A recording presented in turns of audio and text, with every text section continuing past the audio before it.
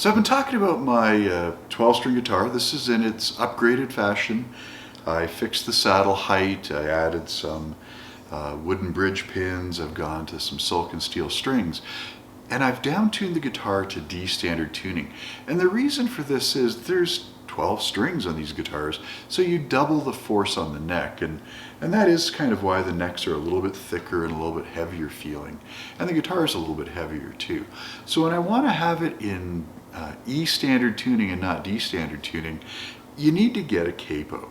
Now, the world of capos on 12 strings is not the same as the world of capos on 6-string guitars. You actually have to get a little better capo. Now, I've talked about my capo choice, my professional capo choice is the G7 capos. This is my 6-string capo. I don't know if this is going to be extremely visible for everybody. Let's try to get it sort of in a good spot to see. This is the regular one.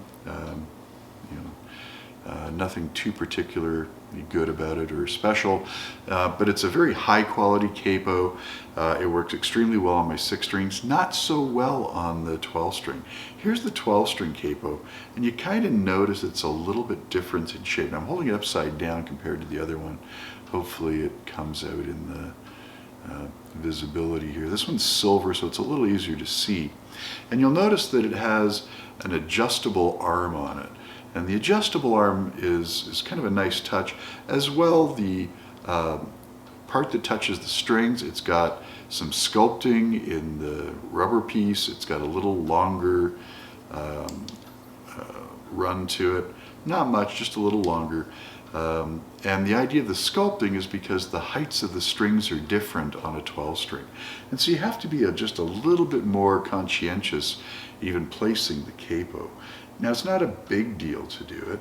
You're just going to put it on, you're going to make sure the little teeth bite in and add tension to it until it starts to work. Now, I'm not quite as familiar with this one, so I always kind of test to make sure I've got it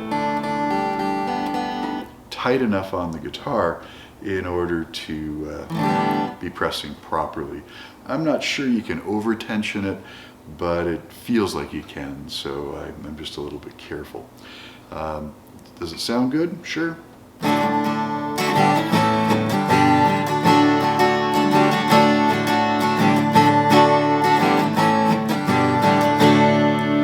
And so that's it in E standard tuning. A very nice addition. These are not inexpensive capos. They're in that sort of $40, $50 price range, and you can find cheaper ones, and I'm not exactly sure what it is about the G7 style capos that I like, but I've actually just sort of decided I like them, and so they're getting a lot of use by me, and that's probably the reason I picked it up for my 12-string guitar, more so than testing a whole bunch of them. So if you've got a better idea of capos, maybe at a better price for your 12-string, I'd appreciate it if you added a little something in the comments. But for the moment anyway, I'm not unhappy with my setup and how it plays and the ability to move around. The one comment I will make is where I'm very comfortable moving capos around on a 6-string guitar. I do find the performance degrades as you bring the capo up a little too high.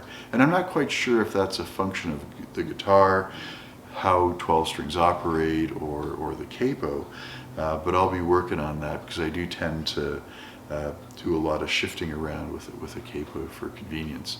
But there we go. A little bit about capos, a little bit more about my Alvarez guitar.